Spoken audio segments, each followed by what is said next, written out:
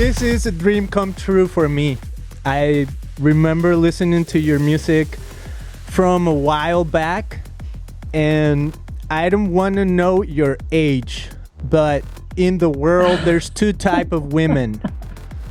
There's the ones that say their age and the ones that don't. I just want to know which one you are. I'm an age sayer. It doesn't bother me at all. I've already worked through all my issues.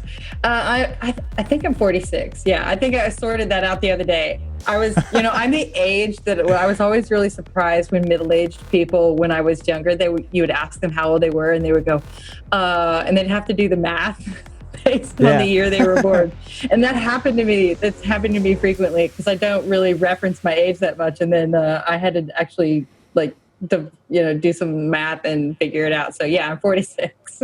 Wow. Yeah, we count numbers differently. I think after you're past 35, right? We count numbers differently, or age. But so excited to be chatting with you here. So grateful for this opportunity. And I want to start with almost like a crazy story, just to always start with a story. I started listening to your music way back in like the 90s, late 90s, back when you came out with the Laid Down album. That would have been the year 2000. But yeah, that's great. 2000. Well, whenever the first one came out, or whenever, that's the first one I've heard of. But this is the funny thing. I'm from Guadalajara, Mexico. Uh-huh. I grew up there. I mean, I've been here in the U.S. for 15 years, so I don't even know what I am now. I don't even know if I should call myself American, Mexican. I'm kind of like in limbo. But when I was in Mexico, this is strange because my music background is so tied to whatever they would sell at the Christian bookstore in Mexico, right? And back then, I mean, I would listen.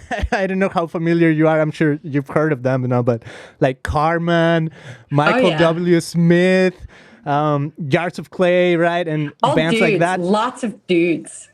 Lots of dudes. Well, there's Margaret Becker. Oh, she's awesome. She's a good friend of mine. Oh, cool. Well, I used to listen to like all of them. And I remember one time I came to visit a friend in Minnesota in the U.S. And she's like, I can't believe you like Michael W. Smith. Like, what's up with you? That's for like teenage girls or something. I was just funny. A big fan. And then along came, of course, Jennifer Knapp at some point. And today I was actually going back a little bit to your albums. And I was listening to A Little More. Oh, yeah.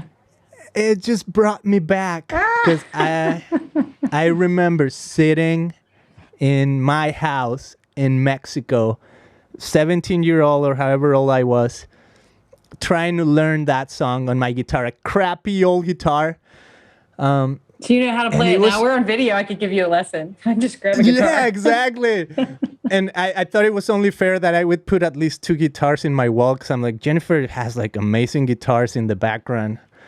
Those are so cool. So I thought, why don't we start a little bit with music, the background, how impactful it has been for you. I know, like I was saying, right, the song you wrote, I was trying to learn it. And today I was just thinking, wow, I can't believe how much you have even influenced me, maybe without you even necessarily knowing this little kid in Guadalajara, Mexico, trying to learn the song, trying to learn the lyrics, because my native tongue is Spanish, and then trying to grasp the meaning behind lyrics and stuff like that. And today I was thinking just like, wow, so impactful. I think you made a mark in my life.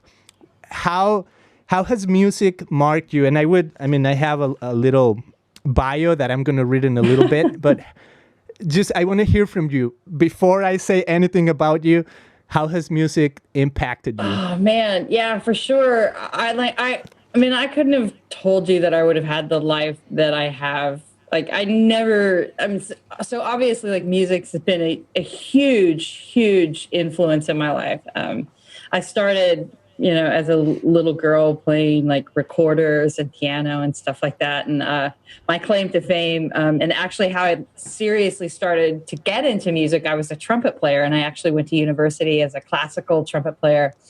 And it was not until college that I started to play an acoustic guitar, and I started to get involved in the church, and I started to sing and songwrite.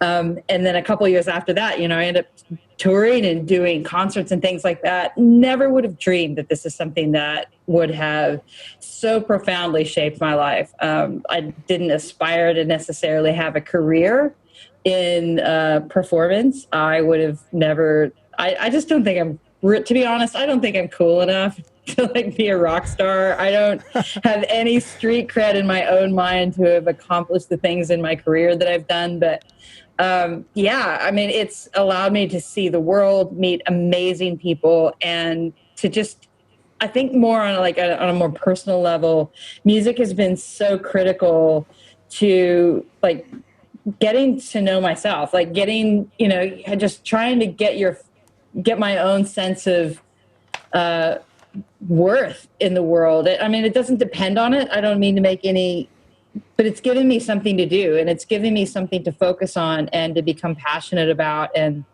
I would have just never believed that I had the ability to do things, like to learn new things, to try things, to have adventures. All of that is all wrapped up in music. It's amazing. And not to, to say the very, very, and I haven't even really mentioned like the aspect that's the spiritual component of that, and how those went hand in hand and have gone hand in hand for a very long time. So yeah, if you erased music from my life, I don't know who I would be. Like I've spent some time without music in my life for sure.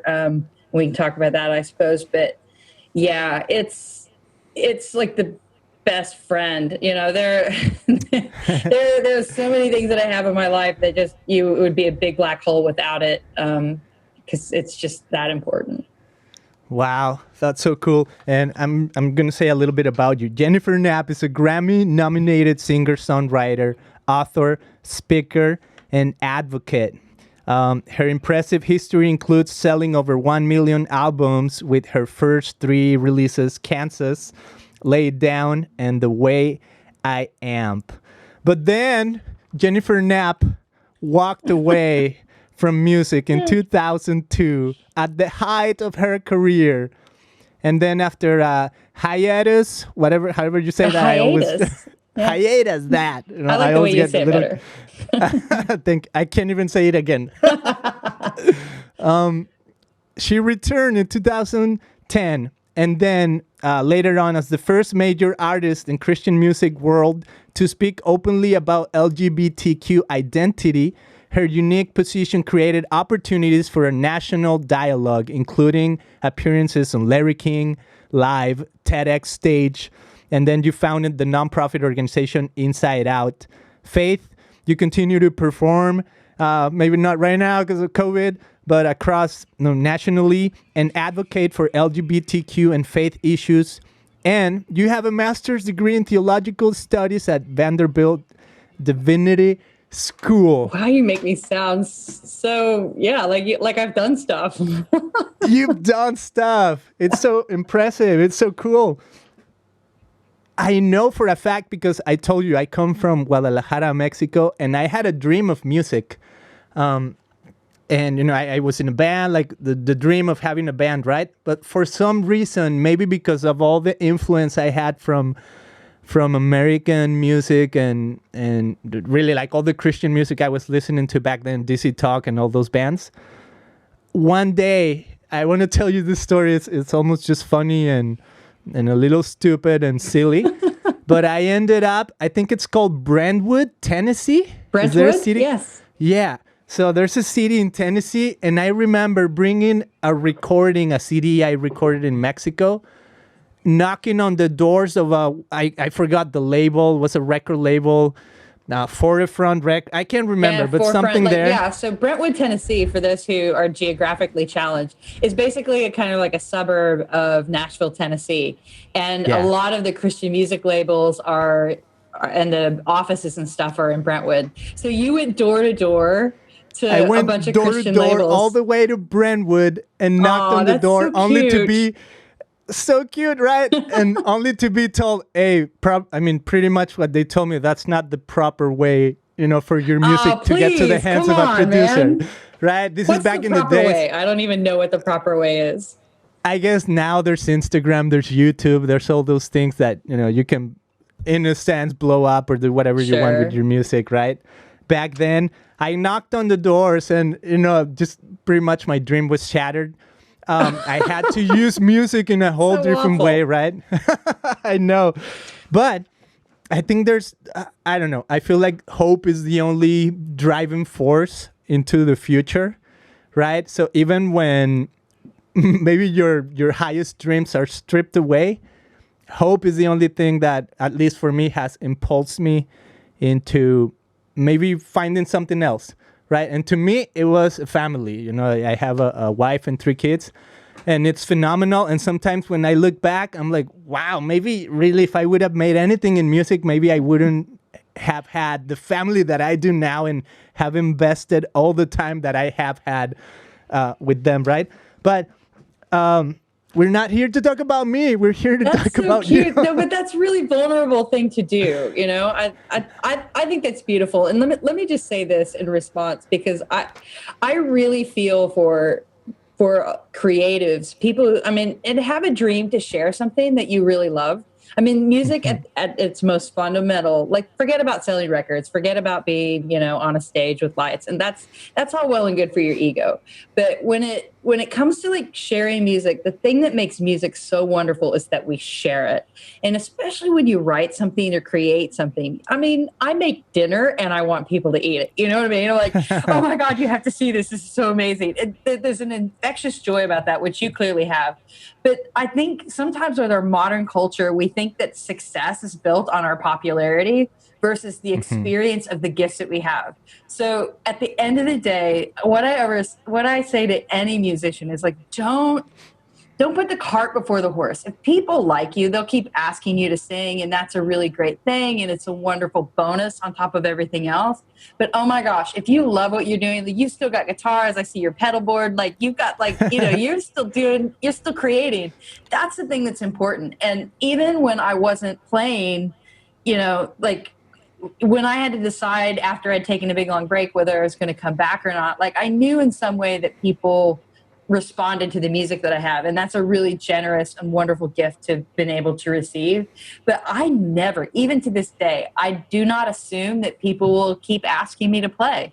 That's the thing. Like, that's the only other distinction between having a career in it and just doing music, because we are people made to create. All of us. We're all made to create. We're all made to have adventures. It's a wonderful thing. So don't shortchange yourself. And blush a little bit going door to door. Like I never had the courage to do that. If my career had waited on me to ask people to give me an opportunity, I wouldn't have had one. So like, it depends on which way you look at it, right? Like I've never said, hey, like, give me a chance, because I'm a chicken. Like I do not have the courage to do stuff like that. So whenever I hear stories like that, I'm like, oh my gosh, you're awesome. Like, that is so cool. Well, I would love to go back a little bit to your starting. How did you see doors starting to open back in the days when you started writing music and getting out there? Well, I actually started, obviously I got my start in Christian music. And so I was involved in a church in my small town of Pittsburgh, Kansas. I was there as a college student. Not a really big town, not a really big church, but when I started to get involved, my friends were saying, hey, why don't you write about the experience you're having and, put it to music? Because I was playing guitar in the worship band and I sang okay, but I wasn't thinking, oh, I'm going to be in a band or anything like that. But a couple years after that, and I started playing songs, and then people in my church would go, oh, that's really cool. You should play that on Sunday. And then it went from going, you should play that on Sunday to, oh, we heard you at that church. You should come to this church and play.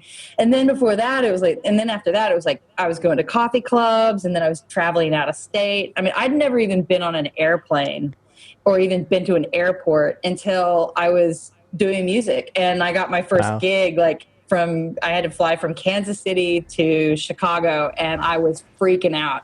I was probably 20 some odd years old, and that seems preposterous to me that I hadn't even really seen much outside of my own home state, in my small Kansas world. But music took me to so many places. So it was weird. Like, people just kept asking me, and before I knew it, I had a record companies calling me because I was traveling around the country a fair bit. At that time, I was probably doing like 100 some odd concerts a year. I'd done some recordings, mostly because people were like, "Oh, I like that song. I want to take it home with me. Where's your CD?" And I'm like, "What?"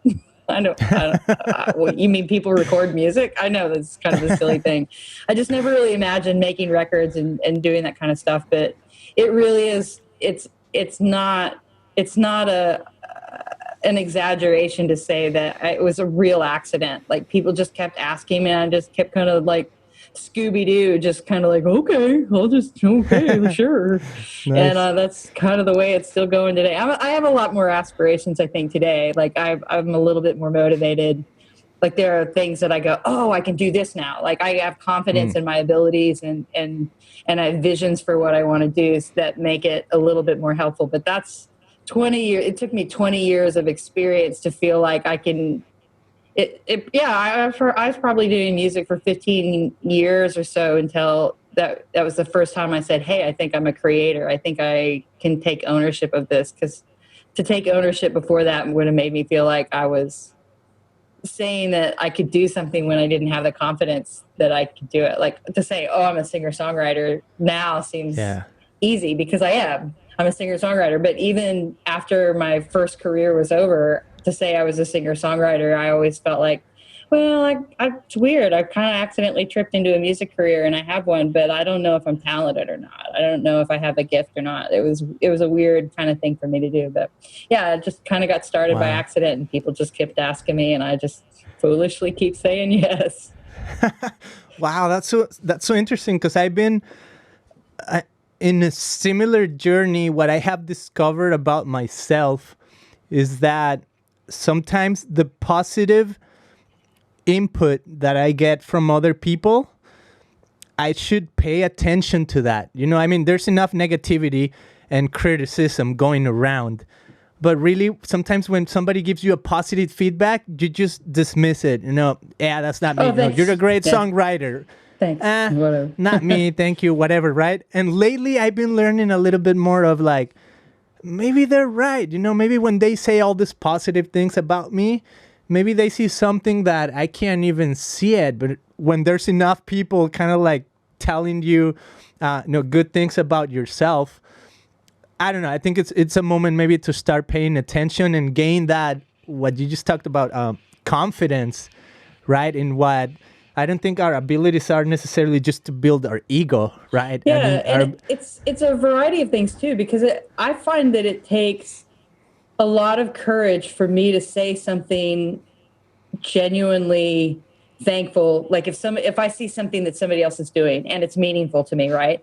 It takes a lot of courage oftentimes for us to go up to somebody and say, hey, like, this thing that you're doing, this gift that you have, whatever it is, whether it's music or, I don't know, somebody, the Amazon delivery guy or woman, whatever it is, like somebody who's doing something that you deeply appreciate and is meaningful and impactful to your life, to take the courage to not just go, take it for granted, but to go, no, seriously, I look them in the eye and let them know that they've done something that's meaningful for you. That in and of itself is a big step. But then to receive it, like, that's the risk that somebody takes in telling you a good thing. Like, Beto, you're amazing. Thank you for that song. I really love that. That's a risk I take when I say that, because you could say, okay, yeah, whatever. That song sucked. And what they really want you to receive is that you've deeply touched them, and you deeply have connected with them, and you say that you see that as well. That's what thank you means. When you're a person who's been given a gift or is in a moment where somebody's able to give you that compliment, it's so important to be able to go to, not to go like the insecurities that we have brush off. Oftentimes somebody's saying something deeply, vulnerable to you in saying thank you. So to say thank you in return, oh my gosh, thank you for your appreciation of my music. And if they ask you for more of that, to be able to say, yes, I would be honored. I would be honored to be able to do that and show that that's a thing. And I think that's, for me, one of the few things that's allowed me to continue to have joy about music, because sometimes it does feel like a job. It's like, oh gosh, I need to write a song. It needs to be really good so people like it. No, I need to, what I really want to do is make it so we all get together and hang out and meet each other. And if that song doesn't move you, then I'll be like, all right, that song doesn't move you. It's not about my ego. It's just like, yeah, you're right, that song did kind of suck, or something like that. But it's just like, it's about the way that we connect with each other. So whatever our gifts are, whether you're a house painter or a rock star, there's no one better than the other. To me, it's about just pouring your heart into something that serves not only yourself, because you have something to do that makes you feel like you have purpose in the world, but also that you get to share that. It's an honor and a privilege to be able to share that with other people and to give people the space to be able to receive it. I mean, it takes all of us to be engaged in that kind of activity, and it's a beautiful thing. Wow, that's so good. That's so profound, and it's a beautiful thing. I mean, I guess I'm on a little bit of the theme of me coming here and kind of connecting with you through music and through different journeys.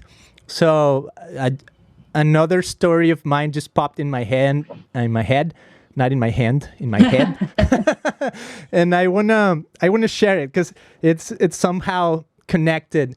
But I came with the dream of music, right? I came to America. I'm like, I'm gonna be like my heroes, like Toby Mac or all these guys, right? Didn't necessarily happen like that. And I actually ended up working in construction here in California. And I mean, it's a long story, but one of my jobs was actually in Beverly Hills, working at this humongous, so, I haven't ever seen houses like that. House so big in Beverly Hills that were for actors, musicians, people in the Hollywood industry pretty much.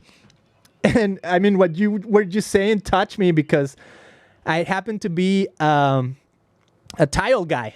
Right, I was working as a tile guy in these amazing houses, and the house that we were working on, the neighbor to that house was Slash, the guy from Guns N' Roses.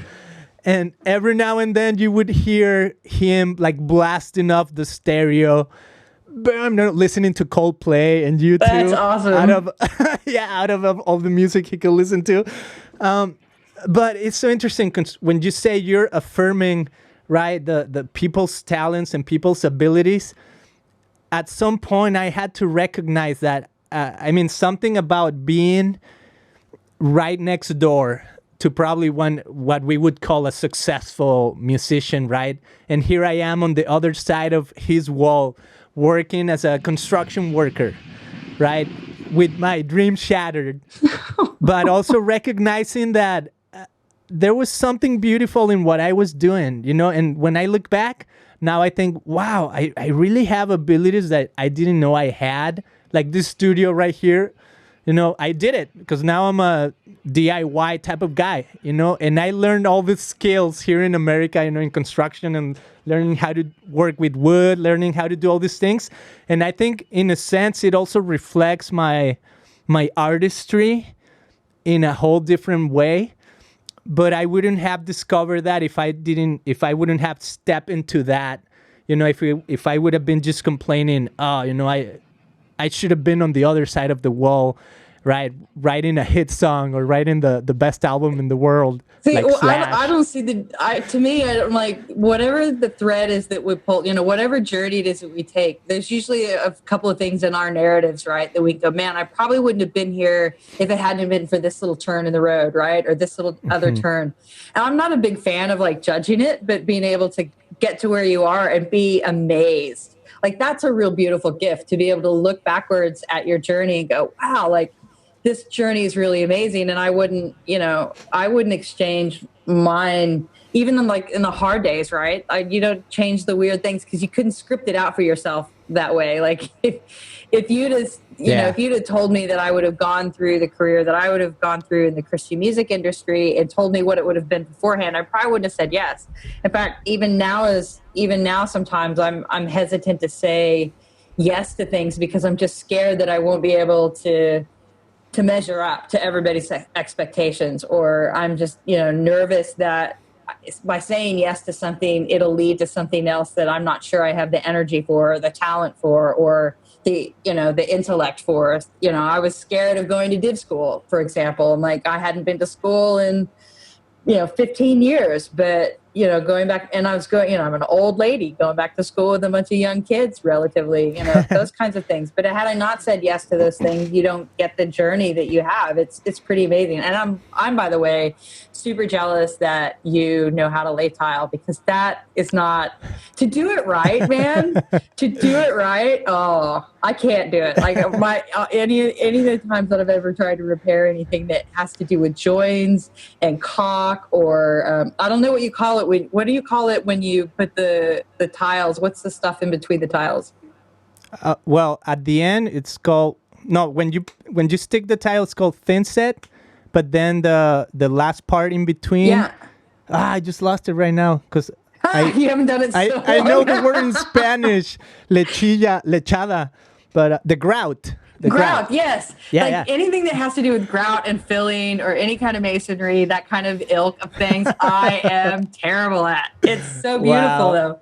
That's so great. And that, to me, that's like one of the things, like, I actually really deeply care about this, because I think it, particularly in an American culture, and my dad was a construction guy growing up, so he was a carpenter actually, and so he did a lot of working with wood and constructing, using lumber and nails, and I got to paint with him and drywall and all this kind of stuff. And it took me a long time to see him as a creative person and to appreciate the skill and stuff that he had. And I remember growing up with him kind of thinking poorly of himself because he was a blue collar guy, and that he didn't have some amazing education, that he was just a person who worked and built things.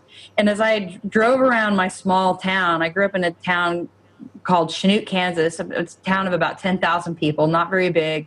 And I realized all of the things that he put his hands to, like all of the things that he's built to make my city beautiful and wonderful. And that's when I started like, hey, this is not cool. This is not cool that we say that, like if you're a truck driver, that you don't matter. Like, oh my gosh, are you kidding me? Truckers are amazing. They work amazing, incredible hours. They get stuff where it needs to go. Your life is amazing and wonderful because somebody stayed up all night driving a truck from here to there and, cared about you, cared about their family enough. Like these things, I despise like the ways and the talents and the gifts that we have, and that we qualitatively measure them because, somebody's a rock, Cardi B looks better in that pantsuit than I do, and I'm all dirty and filthy because I've been out here, I don't know, hoeing beets and picking corn or whatever. I think we undervalue the variety of different ways that we can all contribute, and we undervalue having passion really in what's before us. And being like, I've worked at, fast food restaurants, and I don't know, like I even learned in those places, like, man, I'm feeding my city today. Like this is kind of cool. And it's hot and sweaty and awful, but I don't know. I'm just a big fan of just being able to go, man, what is it you do? Because tell me why that's amazing. And if you can tell me why that's amazing and I see your face light up about it, I'm like, oh yeah, that's cool. Like that's why it has value to me, because I get to realize what a gift that is, that I get to experience and share that. So that's my little soapbox.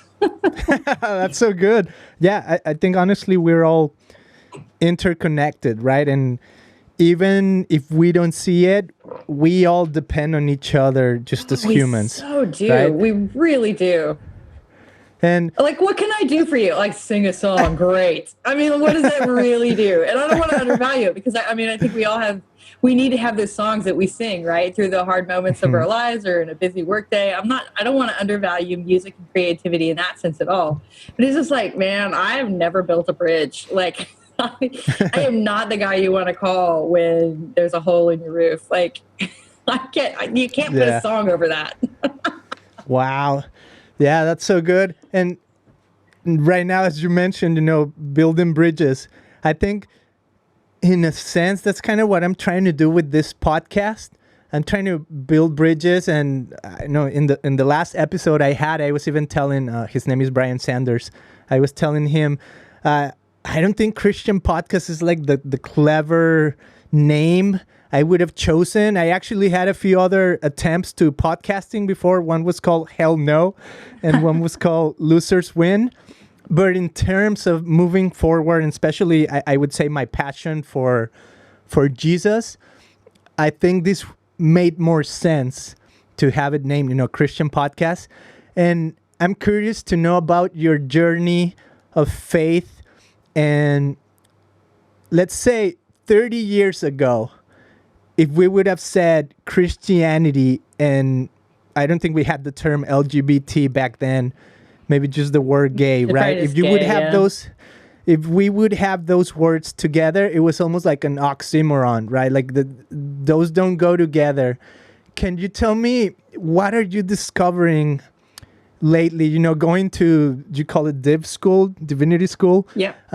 What are you learning about, yourself and the church, in Christianity, coming from a background, you said you grew up in, playing at churches and stuff like that. What are you learning? What is different now from what was back then? Yeah, that's such a broad question. I could go 100 different ways. I think one of the things that has surprised me most in the last 10 years, and when I say the last 10 years, this is basically the part of my journey that includes my faith and my sexual orientation as being out. So I was a late bloomer in that sense. I didn't realize that I was gay until I was well into my 20s. I don't know why. It just sorted out that way. And then once I realized that, I was already, a Christian at that point, and well-known, like famous for being Christian.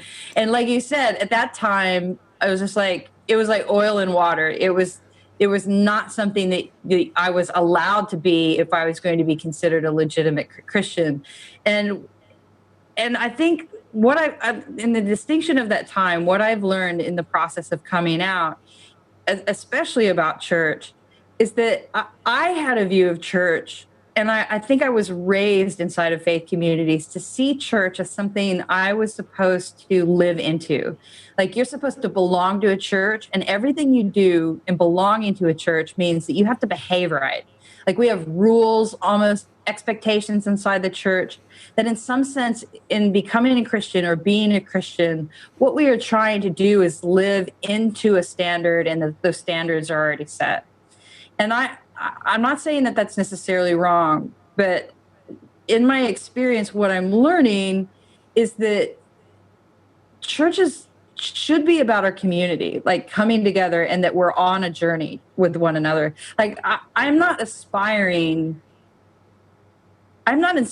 to be a Christian in the sense of like, okay, I've accomplished this, check off the box. Okay, I've accomplished this, check off of the box. The thing that's altered for me, particularly after coming out, is realizing that in claiming my faith and in saying, I am participating in this and I'm a willing participant, and getting to know God's world. Like, that's the best way that I know how to explain my faith or my spiritual experience. I even like get nervous when I say I'm trying to be a good Christian, because I don't even know what that means anymore. I really don't. And I'm almost uncomfortable saying I'm a Christian, because so many people think that I'm trying to be a very particular thing. Rather than trying to be something, I'm trying to participate in something. I'm trying to participate in God's world. I'm trying to get to know it. It's like being able to see, I don't know if you've ever seen the movie The Matrix, right? It's like all of a sudden you see the world for the matrix of what it is, and you now want to figure out how to live in that world. That's all I'm trying to do. And so as a gay person inside of that, I think the church in the old sense to me used to be really threatening, because I didn't look straight, because I for a long time, long before my sexual orientation was an issue, I don't know if you guys have noticed, but I am not the most feminine of women. I'm not, I'm not over the edge. I'm pretty much, everyone looks at me and I'm pretty sure they see a woman.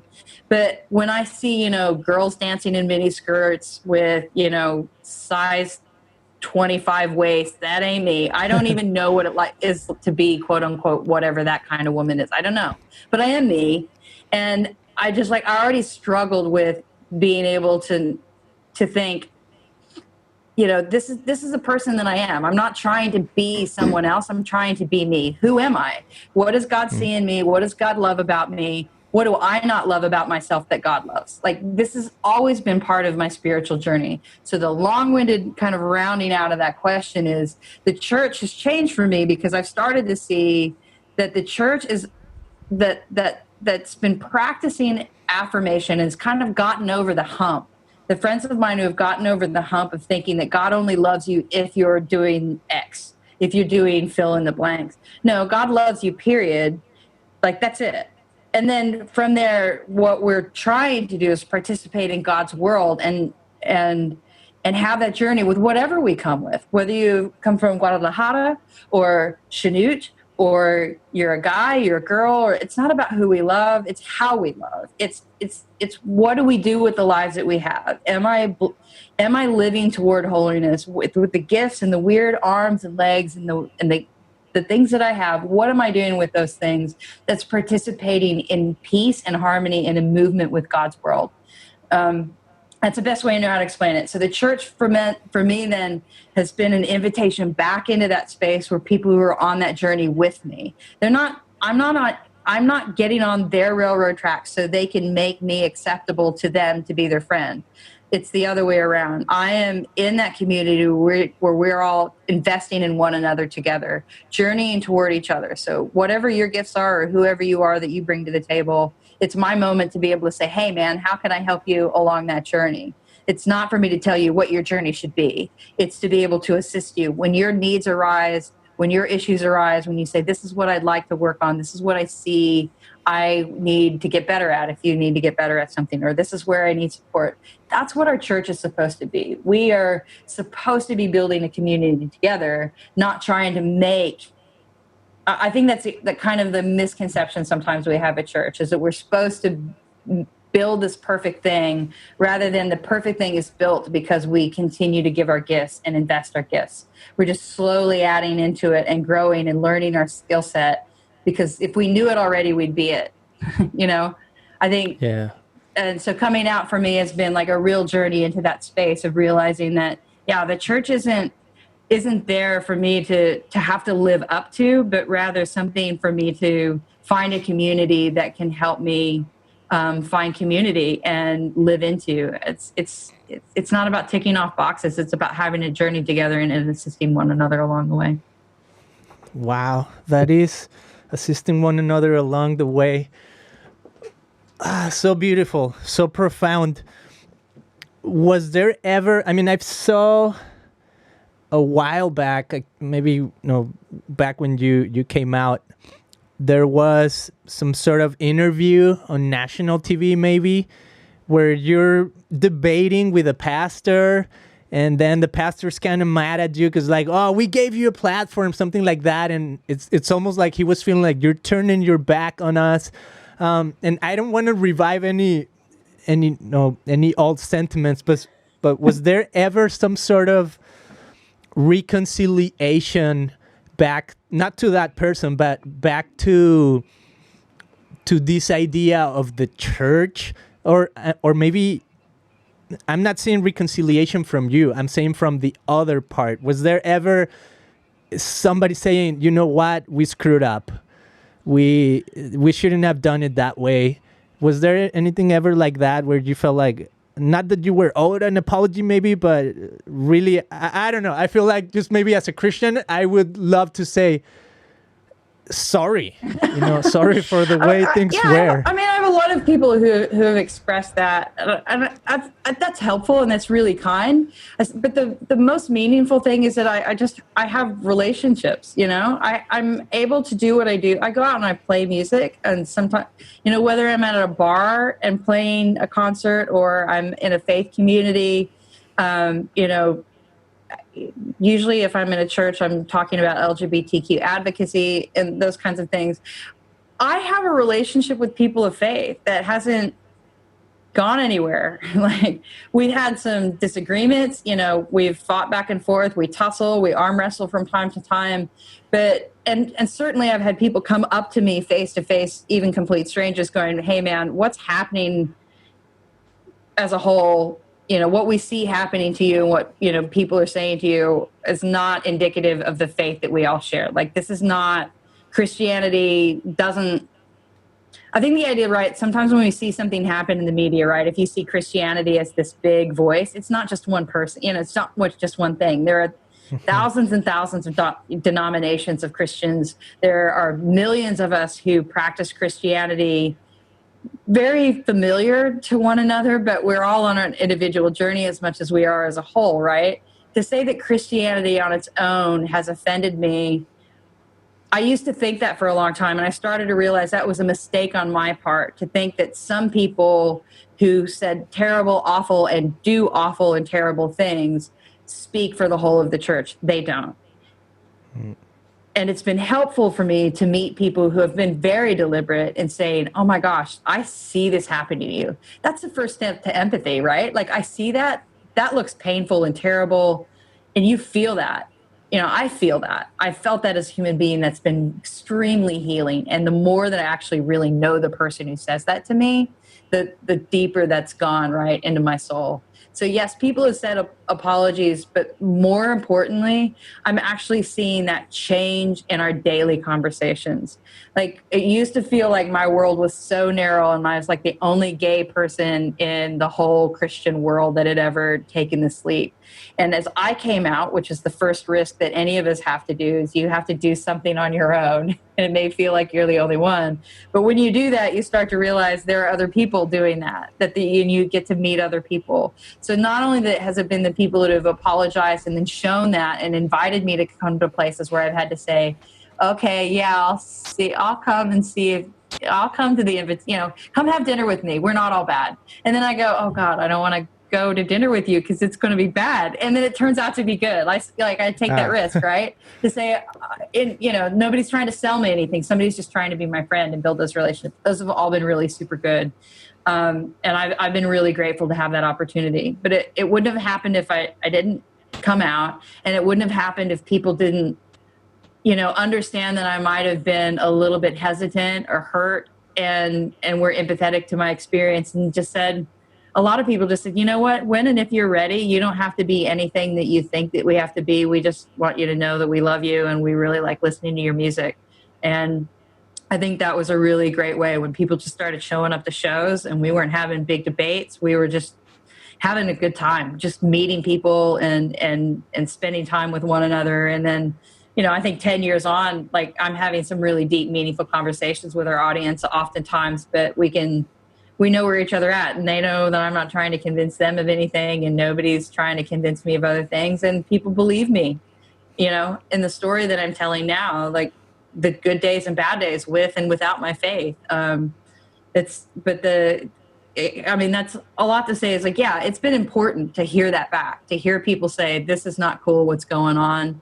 And the more that I've heard that, has been really great, but I see it affirmed in the actions of people. It's happening every day. There are communities out there that, in faith, churches and on the street, that the encouragement to be who I am and the support of that as a gay person of faith has been phenomenal. It's not just made up, I can imagine in nice words or whatever, but it's long lasting because it's really gotten into my bones, like big old hugs, Wow. Thank you for sharing. Where I forgot where I was gonna go.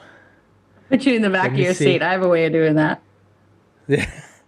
Let me get some. What are you drinking? I'm drinking a cold cup of tea. Oh, nice. I have coffee here. It's my second one in the day, so maybe that's why my brain's not functioning right now. But what a journey of faith. Yeah, I remember.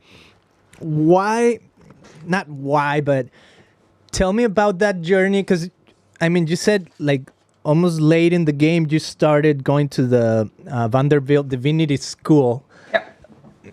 Tell me about that journey of faith, especially. I mean, I don't know why you went to Divinity School. Maybe you can, for sure you have some reasons, and maybe you can share some of those. But I'll tell you a little story about, my friends, because I grew up in the church as well, right? Ever since I was little. And several of people I grew up with, came out as gay at some point in their lives, right? But I see them on a different journey. Maybe, I'm not going to say away from God, but definitely maybe not seeking faith, not looking, kind of like you're saying, you went to divinity school, you still talk about, faith issues. And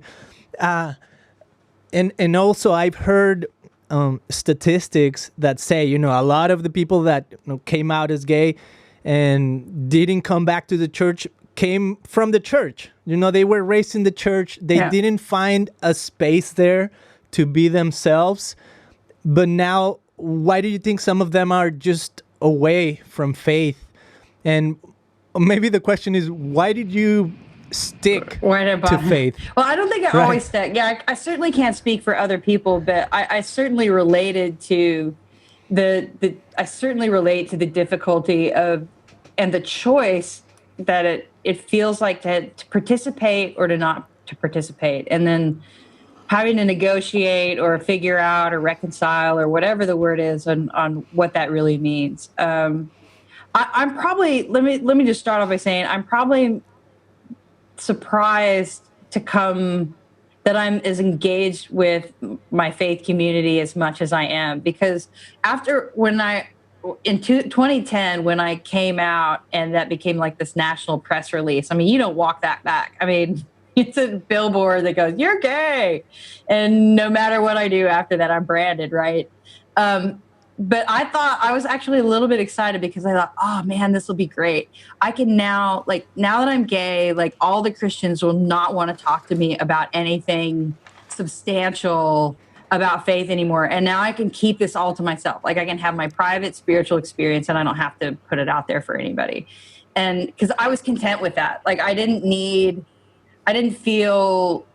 don't personally feel alienated, because I really do have a quiet and contemplative life on my own curiosities. It's right now I have my own energies that I'm participating with faith, whether or not anyone's telling me to do it. But I think initially what I empathize with is that the hostility from a faith community is, and so much of the narrative that we've heard about Christianity has this heterosexual bent to it, that there's really, first off, there's not a lot of stories at all or any that I can think of that include a narrative that isn't like angling it toward like this heteronormative, like guys are guys and girls are girls. And, that's just what it is. And you don't realize it because everybody talks that way. You don't kind of realize that there's not a space for somebody else when they don't fit into that thing. That's one. But the hostility that the church has shown, and because they've coupled in it, if you're gay, you can't be Christian. You believe that for so long that, and it seems to match up because none of this narrative, right? None of this narrative looks like you, because none of this narrative has ever been built with you in mind. We've not heard LGBTQ voices inside of our faith communities for centuries. And now that we're starting to hear them, we're starting to realize, oh, you can be gay and Christian. Look, here are thousands of gay Christians. And you meet them and they have vibrant lives. And some of them are incredibly liberal. Some of them are incredibly wild. There's all the same kinds of like diversity among LGBTQ people. There's not just one kind of gay Christian. There's conservative, liberal, all the way across the board.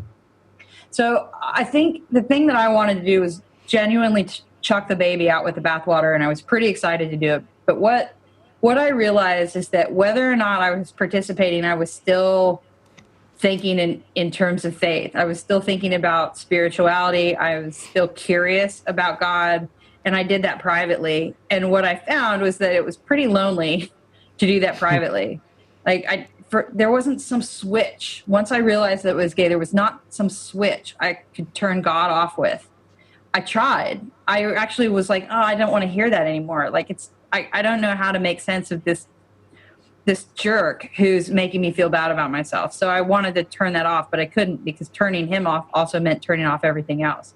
That's all to say is that, I really can't fully explain. It's just that I'm still motivated to be curious about God. And I went to div school. Probably 60% of the reason why I want is because I genuinely enjoy studying about my faith.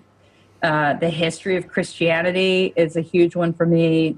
Connecting with people intellectually about what our theologies do well, what they don't do well.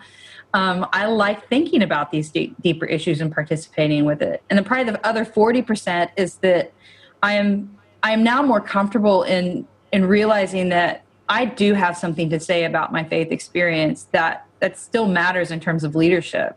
And that people are asking me, what has this journey been like? And I wanted to be able to know that I had done my homework, that I'm willing to invest in this conversation, and that I'm willing to study, and that, that I learn the habits of studying my faith, not just in trying to be a sheep, but seriously diving down deep and equipping myself with the skill set to be able to discern theology, and people who are speaking of it well, to be feeling like I have the ability to be even critical of what other people are saying, and to be able to back up my school of thought, right? And to be able to kind of not just do it because somebody told me, but because I've actually studied and done the work. That means to me a lot personally. What I realized, I've been doing that my whole life. School was just a little more formal version of it. But in coming back and doing that, it was just me just saying, listen, I know this doesn't look exactly the way that I imagined it. My spiritual life doesn't look exactly the way, like, traditionally I think that I was raised. Like, oh, Christians go to church on every Sunday. They lead Bible studies and, I don't know, play with flannel graph Jesuses and talk about Noah and the ark. I don't really do that. It doesn't really float my boat. But there are other ways that are participating in that, and my comfort level with that has increased the more that I've just been able to admit to myself that it means something to me. And I think that's, in terms of like a lot of other LGBTQ people, that's somewhat the biggest bit of reconciliation. I think, as I've talked to many people, a lot of us have shared this experience of saying, it's not that I don't want to participate in church. I'd be happy to do it.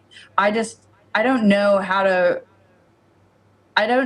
go into a space and start crafting in it and bringing my authentic self into that, because nobody's prepared for me to be influential in my faith community. Our faith community's got its rules. It's got its ways of operating, and it hasn't made room for me anymore. Well, our communities don't change unless we bring ourselves to our communities. I don't know if that makes sense, but the house that you buy a house, when you buy a brand new house, or you move into a new place, that was just a house before. And slowly but surely, your influence on that space starts to create a home. And that's what happens. And I think that's what's happening inside of our faith communities. But you don't get to build that home until you start kind of moving in and nesting and participating with it. And that, for me, was a decision that I made to see if that proved true. And for me, in my life, in my experience, that has proved true.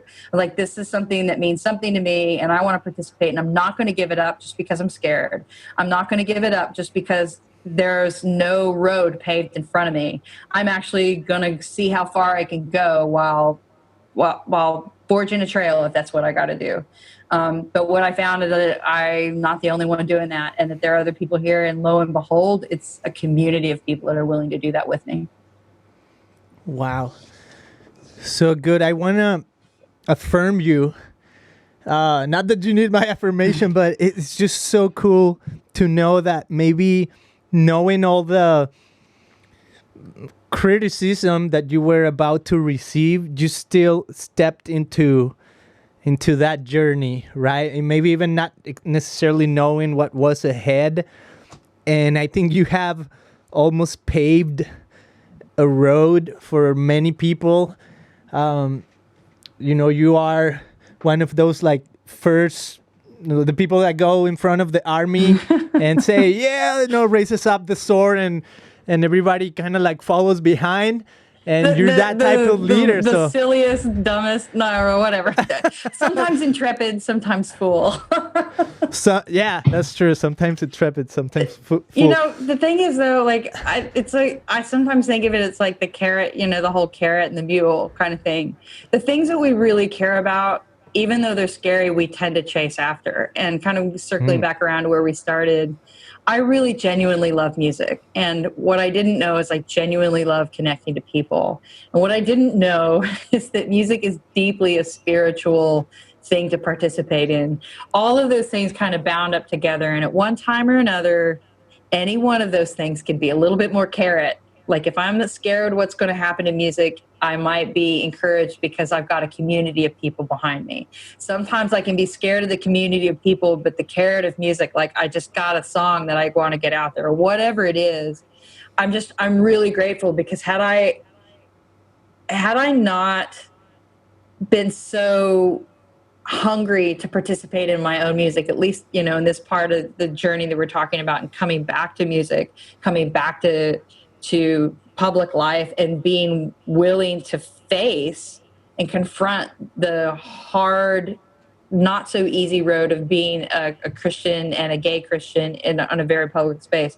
I'm not sure without music and my passion to be able to do that, that I would have found that. I'm not sure in career 1.0, what I would have told you in my Christian music career is I'm not sure I would have had music if it weren't for my faith community.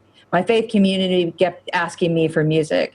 And what's happened to me after in career 1.0 is ironically that the people who are familiar with my music were asking me to be me. And I think that to me is like an amazing thing, that the ebb and flow of the gifts and the things that we're participating in, that something can draw us out of that place. And so if we're paying attention to what's going on in our lives, sometimes the motivating, the deep soul motivation that's saying, say yes. Like say yes to something scary. Say yes to an adventure you don't know how it ends.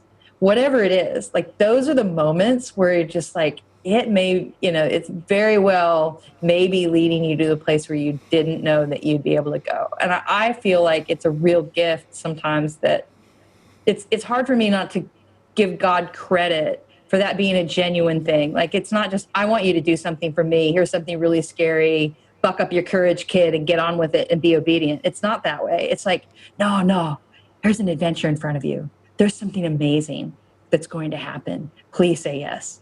I promise you it will be the time of your life. It will be a ride you will never forget. And I don't know, I'm really fortunate because that's the way I see it. And I'm pretty grateful to have been able to have the opportunity to do it.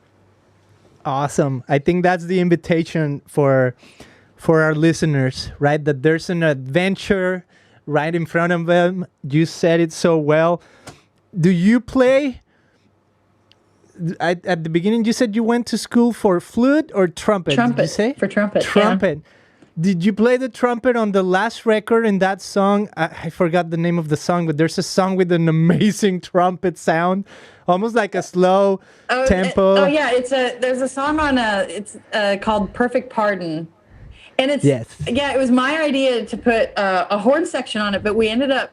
And I was going to play trumpet on my own record, and I ended up not doing it because the trombone player played out all these parts that made it just sound like this brass choir. He played like 5 or 6 tracks of trombone. And so I was like, well, you guys don't need me. And besides, I'm not, my chops are not that great anymore. But occasionally I do. I've been doing a Christmas tour the last few years with Margaret Becker.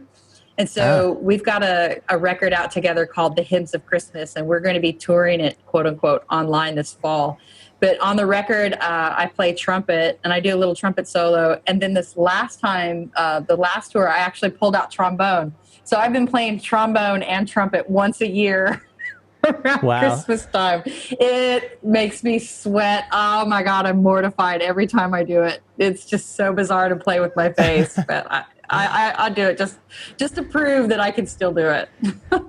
That's so cool. Yeah, I was listening to the album. I think it's the latest one so far on Spotify, right? The one from Yeah, it's 2017. called the record's called Love Comes Back Around. Yes, Love Comes Back Around. There you go. Highly recommend, for people listening, go check it out on all the platforms.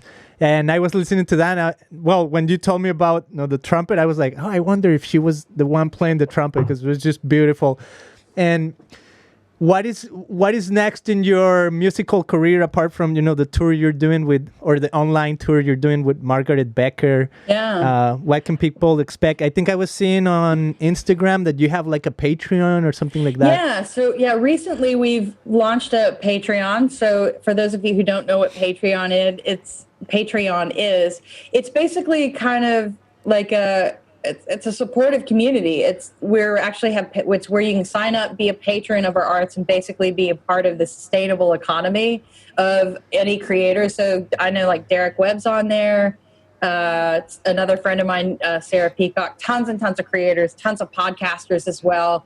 Basically, it's a way to be able to give a sustainable, like monthly input into the economy of an artist. But more than that, for me, it's been a way to be interactive. So one of the things I do, for example, every month is I'm doing an online show. So every second Thursday of the month, I do a live concert online, and it's super awesome. Like, all the sound is really good. The cameras are as good as I know how to do them, largely because right now with COVID, I don't get to go out and tour. So in an effort to stay connected with everybody and feel like I'm actually still getting to perform, which I really love, and build up a sweat and do all that kind of stuff, I just do it online. It's super cool. But any of the ways that you're interested in getting connected, jenniferknapp.com, KNAPP. That's a way to do it. You'll see all the records there. Everything that I've ever done, jenniferknapp.com. So all the tweets, Instagram, Facebook, blah, blah, blah, blah, blah. Just go to jenniferknapp.com. I've done my homework. I'll give you all the little links that you can go to pick your favorite little format. So good, Jennifer. Again, this has been a dream come true for me to be sitting sweet. across the internet. Seriously, honestly, your music has impacted my life, and this is it's just dream come true. I'm so grateful for this conversation. Out of all the guitars in the back, are they different tunings? Do you prefer one over another? There is a bit of a tuning situation, because I have one acoustic right now that's detuned like almost 2 whole steps. So it sounds like really awful and clangy and terrible. But for the most part, the acoustics are just different in terms of their sound, less live and more with a microphone in front of them. So when I go to the studio, and then of course, that guy, Louise, is a hollow body acoustic or a hollow body electric. So occasionally I pulled out the electric. It's the only one I have right now. I pretty much got rid of all my electrics, or they're in another country. But yeah, wow. So they all kind of serve a little bit of a different purpose. But for the most part, yeah, they're just acoustics. That's so cool. Yeah, I have a couple acoustics too. I got to get back to writing a little more, because right now I feel so inspired. Would you say maybe one last thought, for listeners, maybe even for fans of yours that will be listening, and even as an advocate for LGBT, one last thought that you would like to share? In terms of music, and in terms of my faith, and in terms of my sexual orientation, I'm maybe putting a bow on it. I have, in terms of creativity as well, I've not been disappointed by knowing that I've sought to put my authentic heart into all my work. Whether it's my community, whether it's people, whether it's the way that I'm writing, into my faith experience, just be honest about who I am, and forgiving about just taking the day as it is, and just being honest about who you are, where you are. Like, even if it's just like, oh man, I don't give a crap about this today. Let me see if I can buck up and find some energy, or being vulnerable and say, oh my gosh, this is the coolest thing I've ever done in my whole life. I'm going to rock it. Like, it doesn't matter. Like, just being authentic and just really being vulnerable enough to be able to take the risk and put yourself out there. and just dive head on into it. I love it. And I've never regretted it. Even the things that are stupid and I'm embarrassed and mortified about, I know that the saving grace as I look backwards is that I've never shortchanged myself or deceived, been deceptive about what's happening next or where I'm at. Just take it, put your authentic self into it, put your passion into it, be passionate about what you do, be passionate about yourself, be passionate about others. And, it's something that for me has been a real, I've been super grateful to be able to go, man, I'll stand by that. I'll stand by my mistakes. I'll stand by my successes because I know that I did the very best that I could at that time. And that I look forward to the next adventure by just saying yes. So good. Just saying yes. I love it. Thank you, Jennifer Knapp, for an amazing advice. Thank you for being on the show. Thank you again for, giving me this opportunity to sit across the internets. And talking to you, this has been phenomenal. I appreciate you so much, and I hope you have a blessed rest of your life. Well, hopefully I get to talk to you again, but thank you very much for the invitation. I really appreciate it.